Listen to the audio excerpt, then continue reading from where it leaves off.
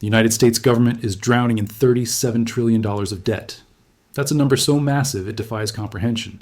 More than any nation has ever owed in recorded history. More than the entire planet's economy, generated just 20 years ago, and here's what they're not telling you: they have no intention of paying it back. What's coming isn't default. It isn't austerity. It isn't a tax hike that'll fix this. What's coming is something far more calculated. A silent transfer of wealth so sophisticated that most Americans won't realize they've been robbed until it's already over. The mechanism, Bitcoin and gold, two assets most people think exist outside government control. But right now, those assets are being weaponized to execute the largest debt elimination scheme ever conceived. They're building a parallel reserve system, accumulating strategic positions in digital currency and precious metals. And when the time comes, they'll revalue those assets at prices 10 times higher than today.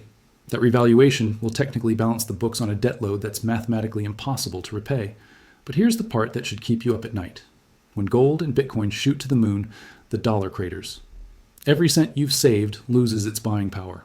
Every bond in your portfolio becomes worthless in real terms. Your entire financial reality evaporates while politicians smile and call it national security. This is legal robbery, and it's already in motion. What I'm about to show you isn't theory. It's not speculation. These are the actual mechanics of how governments erase debt through strategic asset revaluation. I'll walk you through the historical blueprint, because this has happened before, multiple times. I'll show you what's happening right now behind closed doors. The executive actions, the reserve accumulation, the narrative being carefully constructed. And I'll give you the timeline, when this hits, how fast it unfolds, and what you absolutely must do before the window closes. This isn't some distant future scenario. The pieces are moving into position right now, and once the trigger is pulled, there's no reversing it. Let me explain something most people completely misunderstand. Government debt operates by different rules than household debt. When you owe money, you have to deliver real value. Work more hours, sell your car, cut your lifestyle. You're bound by the reality of what you produce. Governments don't live in that world. They control the currency itself. And controlling the currency means they can rewrite the rules of the game. They can redefine what a dollar represents. They can mark up the value of assets on their balance sheet. They can make trillions in obligations disappear without ever writing a check. This is called a monetary reset, and it's happened repeatedly throughout history. Let me show you the pattern. 1933. The United States was suffocating under debt from World War I and the Great Depression. The debt to GDP ratio hit 40% and was climbing fast. The economy was collapsing. Deflation was eating everything alive. So Franklin Roosevelt did something radical. He revalued gold, not by a small margin, but by 69% overnight. Here's how it worked. In 1933, gold was officially priced at $20.67 per ounce. That price had been locked in since 1879. For 54 years, 1 ounce of gold equaled $20.67. The dollar was literally defined as 1/20th of an ounce of gold. This was the gold standard. Your dollar was a legal claim on physical metal. But the government was broke. They couldn't service their debts at the current gold price. So Roosevelt issued Executive Order 6102. He made private gold ownership illegal. Citizens were required to surrender their gold to the government. They received $20.67 per ounce, the official rate. Most people complied. They handed over their gold in exchange for paper dollars. Then, after the gold was safely in government hands, Roosevelt revalued it. In 1934, he announced the new official price, $35 per ounce, a 69% jump overnight. Here's what that accomplished. The U.S. government now owned most of the nation's gold they'd just confiscated. At the old price of $20.67, their reserves were worth about $4 billion. At the new price of $35, those same reserves were suddenly valued at $6.8 billion. They created $2.8 billion in value out of thin air just by changing the price tag. But here's the critical part. The debt they owed was denominated in dollars, and those dollars were now worth less relative to gold. Before the revaluation, government debt stood at 40% of GDP. After the revaluation and the inflation that followed, the real debt burden collapsed to 25% of GDP within 5 years. They erased 15 percentage points of debt to GDP just by revaluing gold and devaluing the dollar. And American citizens holding those dollars, they lost 40% of their purchasing power. Not immediately, but through the inflation that followed over the next decade, the government transferred wealth from dollar holders straight into debt elimination. The people who turned in their gold at $20.67 watched it get repriced at $35, but they couldn't buy it back. It was illegal. They were trapped holding devalued paper while the government used their confiscated gold to wipe away its obligations. This isn't ancient history. This is the playbook. and it's being dusted off right now. The United States currently owes $37 trillion. The debt to GDP ratio is 132%, higher than any point in American history except World War II. The annual interest payment on that debt is $1.2 trillion. That's more than the defense budget, more than Medicare, more than everything except Social Security. And interest rates are still elevated. If they stay at 5%, interest payments will hit $1.8 trillion annually by 2027. That's 6% of GDP. Just interest, not principal, just the cost of carrying the debt. This is unsustainable. Everyone with access to a spreadsheet knows it. The Congressional Budget Office knows it. The Treasury knows it. The Federal Reserve knows it. They've run the numbers. There is no scenario where this debt gets repaid through traditional means. You cannot tax your way out of 132% debt to GDP. You cannot grow your way out when the debt is expanding faster than the economy.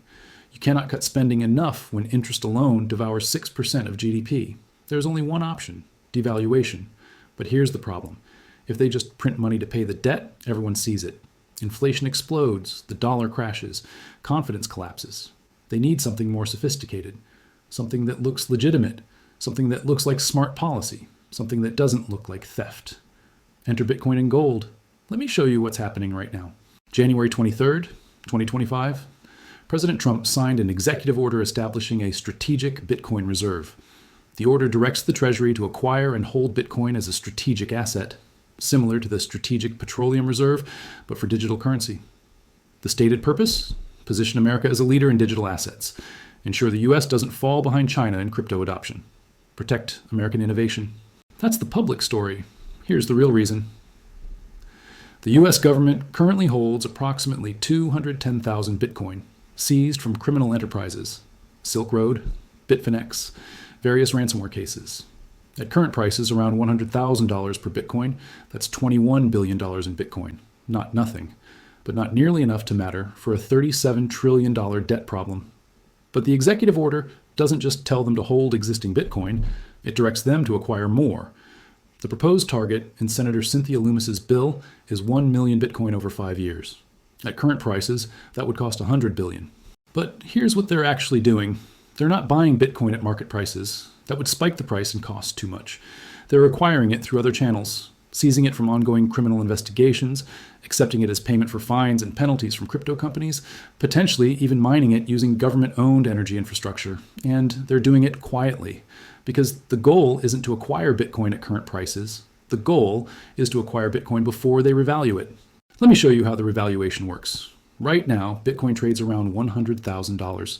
Let's say the U.S. acquires 1 million Bitcoin over the next 3 years at an average cost of $120,000 per coin. That's $120 billion in total acquisition cost.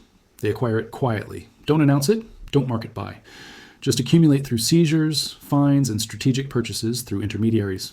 By 2028, they hold 1 million Bitcoin. The market doesn't know the full extent of their position. Then they make the announcement.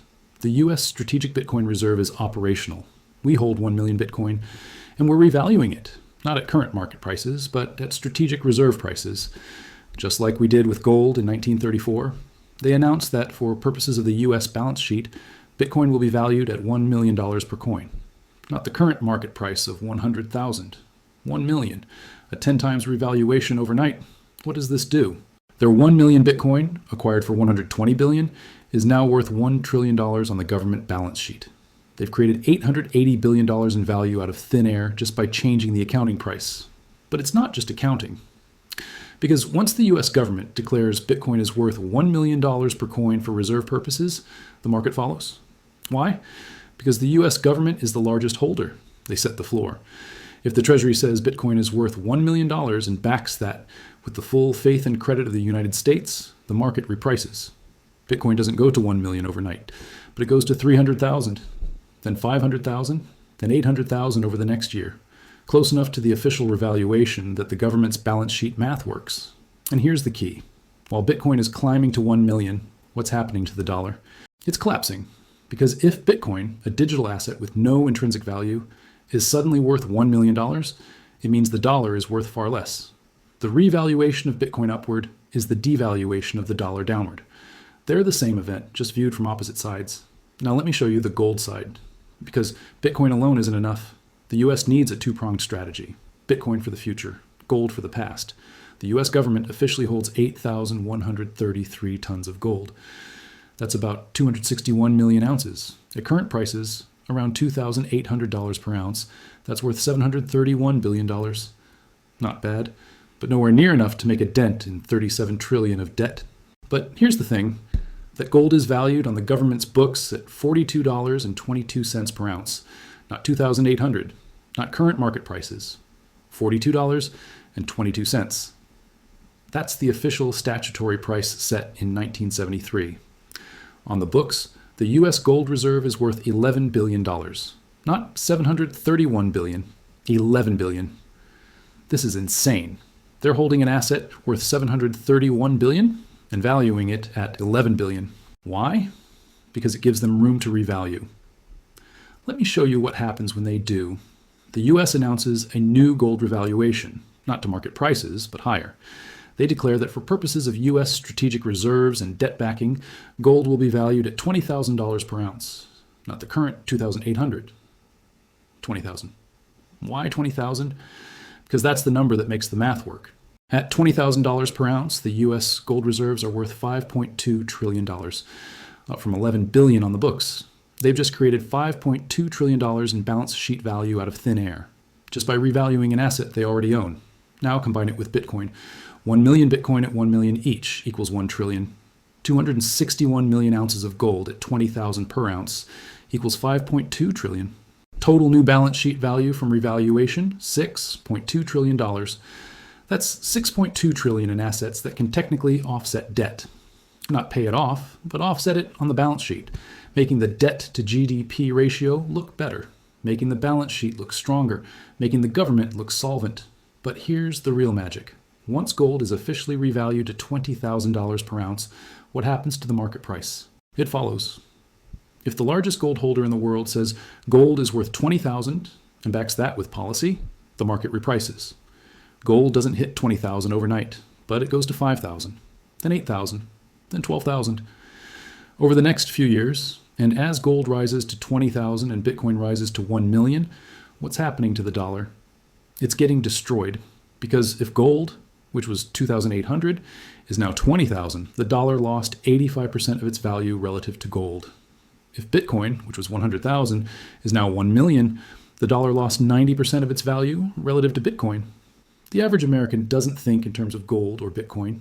They think in terms of groceries and rent. But those prices are about to explode, because when the dollar loses 85 to 90% of its value relative to hard assets, it loses 50 to 70% of its value relative to everything else. Food, energy, housing, everything. Let me show you what this looks like in real terms. You have $100,000 in savings today. You think you're doing okay. Not rich, but stable. The government revalues gold to $20,000 and Bitcoin to 1 million. Over the next 3 years, inflation hits 20% annually. Not official CPI. Real inflation. Food prices double. Gas prices double. Rent increases 60%. Your $100,000 in savings now buys what $35,000 bought 3 years ago. You lost 65% of your purchasing power. But the government's debt, it's still $37 trillion nominally. But in real terms, adjusted for the inflation they caused, it's worth $13 trillion. They erased $24 trillion in debt burden, not by paying it, but by devaluing the currency it's denominated in. They stole $24 trillion from creditors, savers, and dollar holders, and transferred it to themselves in the form of reduced debt burden. This is the strategy. And it's already in motion. December 2024, Senator Cynthia Lummis introduced the Bitcoin Act. The bill proposes the U.S. acquire 1 million Bitcoin over 5 years, hold it for at least 20 years, and use it as a strategic reserve asset.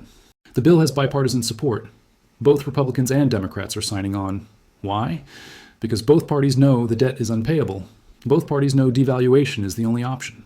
Both parties would rather steal from savers than cut spending or raise taxes. This bill is the framework for Bitcoin revaluation. It's not about crypto adoption. It's about debt elimination through asset revaluation. January 2025. President Trump signed the executive order establishing the strategic Bitcoin reserve. The order gives the Treasury authority to acquire and hold Bitcoin. It directs federal agencies to develop policies supporting digital assets. It positions Bitcoin as a matter of national security. This is the execution. The bill was the proposal. The executive order is the action. They're not waiting for Congress. They're moving now, and on the gold side, there's been increasing talk about returning to a gold-backed currency. Not a full gold standard, but partial backing where the dollar is backed by a percentage of gold reserves. This sounds conservative. Sounds like sound money. But here's what it really is. It's the setup for revaluation. You can't back the dollar with gold at 2,800 per ounce. There's not enough gold. The M2 money supply is 21 trillion. The US holds 731 billion in gold at current prices.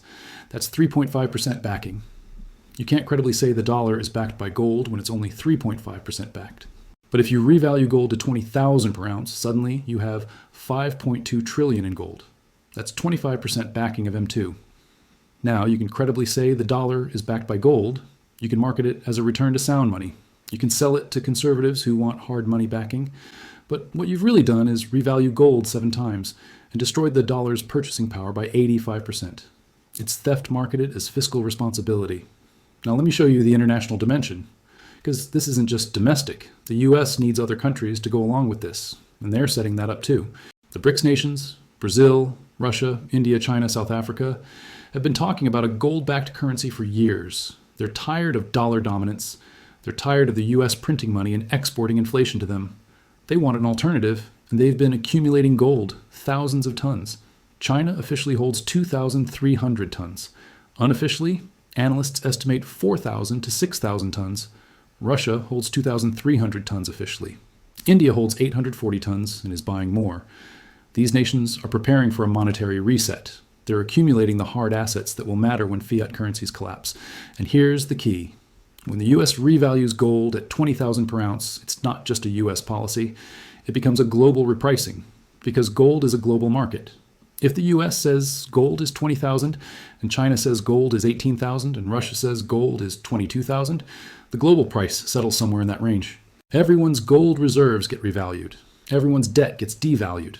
It's a coordinated reset, not explicitly coordinated, but implicitly aligned, because every government has the same problem, unpayable debt. And the same solution, devaluation through hard asset revaluation. The US is positioning this to happen in 2026 or 2027. Here's the timeline. 2025, accumulation phase. The US quietly acquires Bitcoin through seizures and strategic purchases. They don't announce totals. They don't market buy. They accumulate in the shadows. Gold reserves remain constant, but they start talking about gold backing, about sound money, about strategic reserves. They're setting the narrative. 2026, crisis phase. The debt ceiling fight becomes severe.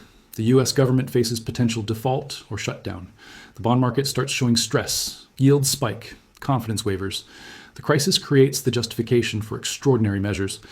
In times of crisis, governments can do things that would be politically impossible in normal times. The crisis is the excuse. 2027, revaluation phase. The government announces the strategic Bitcoin reserve is operational. We hold 1 million Bitcoin. We're valuing it at 1 million per coin for balance sheet purposes. Simultaneously, they announce a return to gold backing. The dollar will be partially backed by gold. Gold is revalued to 20,000 per ounce for reserve purposes. This is sold as stabilizing the currency, restoring confidence, ensuring American financial leadership. The public buys it because it sounds strong, sounds responsible, sounds like the opposite of money printing. But what's really happening? Bitcoin goes from 100,000 to 1 million over 12 to 18 months. Gold goes from 2,800 to 20,000 over the same period. The dollar loses 70% of its purchasing power. Inflation explodes, not to 10% annually, but to 30%, maybe 50% in the first year. Food prices triple, energy prices quadruple, housing prices double in nominal terms but fall in real terms because nobody can afford them. The economy enters stagflation. High inflation, low growth. Unemployment rises to 8 to 10%. The middle class is destroyed. But the debt is erased. 37 trillion in nominal terms, but worth 12 trillion in real terms. Mission accomplished. The government survives. Creditors are destroyed. Savers are wiped out. And it's all legal, all policy, all justified as necessary to preserve American financial strength. Now let me show you who wins and who loses.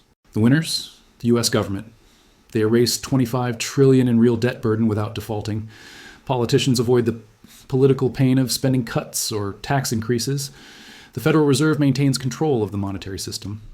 Early Bitcoin holders, if you bought Bitcoin at 30,000 and it goes to 1 million, you win massively. Early gold holders, if you bought gold at 800 and it goes to 20,000, you win. But you have to hold through the volatility. Foreign governments with gold reserves, China, Russia, India, their gold gets revalued too. They erase their debts using the same mechanism. The wealthy, people with assets, real estate, stocks, businesses, those assets inflate in nominal terms. They preserve wealth through the transition. The losers, the middle class, people with savings in dollars, retirees on fixed incomes, their purchasing power evaporates, bondholders, anyone holding U.S. treasuries. You're repaid in devalued dollars. You lose 70% in real terms. Pension funds, they hold massive amounts of government bonds. Those bonds become worthless in real terms. Pensions collapse. Workers, wages don't keep up with inflation. Real wages fall 40 to 50%. Living standards collapse. Renters, landlords raise rents to match inflation, but wages don't keep up. People get priced out. Homelessness spikes. Small businesses, they can't raise prices fast enough to cover costs. Margins collapse. Failures spike. The American dream dies because the currency that denominated that dream is destroyed. This is not hyperbole. This is the mathematical outcome of the strategy. Let me show you the historical parallels. This has happened before, multiple times. Weimar Germany, 1920s. The government couldn't pay war reparations, so they printed money. The mark collapsed. Hyperinflation destroyed the middle class. But the government's debt erased Argentina multiple times. 1980s, 1990s, 2000s. The government couldn't pay debt, so they devalued the peso. Savings evaporated. But debt disappeared. Zimbabwe, 2000s. The government printed money to cover deficits. The Zimbabwe dollar became worthless. Wheelbarrows of cash to buy bread. But government debt? Gone. Venezuela, 2010s. The government printed bolivars. Hyperinflation destroyed the economy. But debt burden? Eliminated. The pattern is universal. Government gets overextended. Government devalues currency. Savers and creditors lose everything. Government survives. And the U.S. is following the exact same script, just with more sophisticated branding. They're not calling it money printing. They're calling it strategic reserve revaluation. They're not calling it currency debasement. They're calling it gold-backed dollar restoration. They're not calling it theft. They're calling it necessary policy to preserve American financial stability. But the outcome is identical. You lose. They win. Now here's what you need to do. And you need to do it now. Not later. Now. Because once the revaluation happens, it's too late. First, get out of dollar-denominated assets. Bonds are death. Government bonds, corporate bonds. Any bond denominated in dollars will lose 70% of their value in real terms. Sell them now. Cash is death. Holding dollars in savings accounts, checking accounts, money markets, it's all getting destroyed. Minimize cash holdings. Keep only what you need for 3 months of expenses. No more. Second, get into hard assets. Gold. Physical gold. Not gold ETFs, not gold mining stocks. Physical gold that you hold. Coins, bars, stored securely. Gold is the 5,000-year proven store of value. It will preserve purchasing power through the reset. Bitcoin. If you understand the technology and can hold it securely, Bitcoin is digital gold. It's more volatile than gold, but the upside is larger. The U.S. government is about to revalue it to $1 million. Get in before they do. Real estate, property with productive use, farmland, rental properties in strong markets, not vacation homes, not speculative flips, productive real estate that generates income, commodities, energy, agriculture, industrial metals. These will all rise with inflation. Exposure through commodity-focused funds or direct ownership if possible. Third, get out of debt. This sounds counterintuitive. If the dollar is being devalued, shouldn't debt be good? You repay with cheaper dollars. In theory, yes. In practice, no. Here's why. Your debt is denominated in dollars, but your income is also denominated in dollars. When the dollar devalues, your wages don't keep up with inflation. So even though you're repaying with cheaper dollars, you're earning fewer real dollars. The math doesn't work in your favor unless you're the government. For individuals, debt becomes a trap because you can't print money. You have to earn it. And earnings don't keep pace with inflation. Pay off high interest debt, credit cards, personal loans, car loans. Get rid of it. Mortgage debt is more nuanced. If you have a fixed rate mortgage at 3 or 4%, keep it. That debt will inflate away. But if you have an adjustable rate mortgage or a high fixed rate, pay it off or refinance. Fourth, diversify internationally. Don't keep all your wealth in US dollar assets. Open accounts in foreign banks, Swiss francs, Singapore dollars, Norwegian krone, stable currencies from countries with low debt and strong fundamentals. Buy foreign real estate, property in countries that aren't destroying their currencies. Consider foreign stocks, companies that earn revenue in non-dollar currencies. The goal is to have wealth in multiple currencies and jurisdictions. So when the dollar collapses, you're not 100% exposed. Fifth, build skills and relationships. When currency collapses, what matters is what you can do, what you can produce, who you know, your network. Skills that generate value regardless of currency. Trades, medical skills, agricultural knowledge, repair skills. Relationships with people who have resources. Land, food, tools, knowledge. Community resilience matters more than cash when currencies fail. This sounds extreme, but history shows that currency collapse creates social instability. Having skills and relationships is insurance. Now, let me address the objection. You're thinking this sounds like doomsday prepping, like tinfoil hat conspiracy. Let me show you why it's not. The US debt to GDP ratio is 132%. This is a fact. The interest payment is $1.2 trillion annually. This is a fact. The government cannot pay this through taxes or spending cuts. This is mathematical reality. Devaluation is the only option. This is historical precedent. Every government in this situation has chosen devaluation. The US did it in 1933. They will do it again. The only question is when and how, and I've shown you the how, the Bitcoin and gold revaluation. The when is 2026 to 2027. The timeline is visible. The pieces are moving. The executive orders are signed. The bills are introduced. The narrative is being set. This is not conspiracy. This is policy, visible policy. You just have to look. And here's the final piece of evidence. The world's central banks are preparing. They're buying gold at record rates. In 2022 and 2023, central banks bought over 2,000 tons of gold, the most since 1950. Why? Because they see what's coming. They're diversifying out of dollars. They're preparing for the reset. China is accumulating Bitcoin through state-owned enterprises and mining operations. They're positioning. Russia is stockpiling gold and reducing dollar reserves. They're preparing. The BRICS nations are creating alternative payment systems. They're building the infrastructure for a post-dollar world. These are governments with intelligence agencies, with economic advisors, with inside information, and they're all preparing for the same thing, a dollar collapse and monetary reset. If they're preparing, why aren't you? Let me show you the timeline one more time, because this is critical. 2025, accumulation phase. The US acquires Bitcoin quietly. Gold narrative builds. You should be accumulating too. Gold, Bitcoin, hard assets. This is your window. 2026, crisis phase, debt ceiling fight, bond market stress. Government needs justification for extraordinary measures. Volatility spikes, prices fluctuate. Stay the course. Don't sell hard assets in panic. 2027, revaluation phase. Bitcoin revalued to 1 million. Gold revalued to 20,000. Dollar collapses. Inflation explodes. If you positioned in 2025, you survive. If you didn't, you're destroyed. 2028 to 2030, stabilization phase. The new prices stabilize. Bitcoin at 500,000 to 800,000. Gold at 15,000 to 18,000. Dollar stabilized at new, lower purchasing power. The reset is complete. Those who held hard assets preserved wealth. Those who held dollars lost 70%. The wealth gap explodes. The middle class shrinks further. The only question is which side you're on. Here's what the government won't tell you. This reset is intentional. It's not an accident. It's not a market failure. It's policy. Deliberate policy to eliminate debt by destroying the currency. They're choosing this because the alternative is default, and default would destroy the government's credibility permanently. Devaluation destroys the people's wealth, but preserves the government's power. So they choose devaluation, every time, without exception. And they're choosing it now. The strategic Bitcoin reserve is not about innovation. It's about creating an asset to revalue. The gold-backed dollar talk is not about sound money. It's about justifying gold revaluation. Every policy move is setting up the reset, and you're the collateral damage unless you position yourself correctly. Now, let me give you the exact steps. Week 1. Open a precious metals account. Buy physical gold. Start with 1 ounce minimum. Scale up based on your net worth. Target 10 to 20% of net worth in gold. Week 2. Open a Bitcoin account. Buy Bitcoin. Start with $1,000 minimum if possible.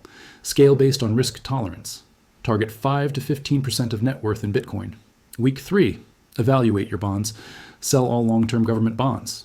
Sell corporate bonds unless they're very short duration. Move proceeds to hard assets or short-term instruments. Week 4. Evaluate your cash. Reduce cash holdings to 3 months' expenses. Move excess to hard assets. Keep only operational cash. Month 2. Diversify internationally. Open a foreign bank account. Research foreign real estate. Consider international stock exposure. Month 3. Build skills and community. Identify what skills you have that create value. Connect with local networks. Consider rural property or access to land. This is your action plan, week by week, step by step. Don't wait, don't delay. The window is closing. Let me show you one final thing, the moral dimension. Because some of you are thinking this isn't fair. You're right, it's not fair, it's theft, legal theft, but it's happening whether it's fair or not. You can be morally outraged and financially destroyed, or you can be morally aware and financially positioned. I'd rather you survive and fight another day than lose everything standing on principle. The government doesn't care about your principles. They care about their survival, and they will sacrifice you to achieve it without hesitation, without remorse. That's the reality of power. So your choice is simple. Adapt or get destroyed. Position yourself in hard assets, preserve your wealth through the reset, use that preserved wealth to build something better on the other side, or hold dollars. Believe the government's narrative. Trust that they're looking out for you, and watch your life savings evaporate. I know which choice I'm making. I know which choice the smart money is making. The only question is which choice you'll make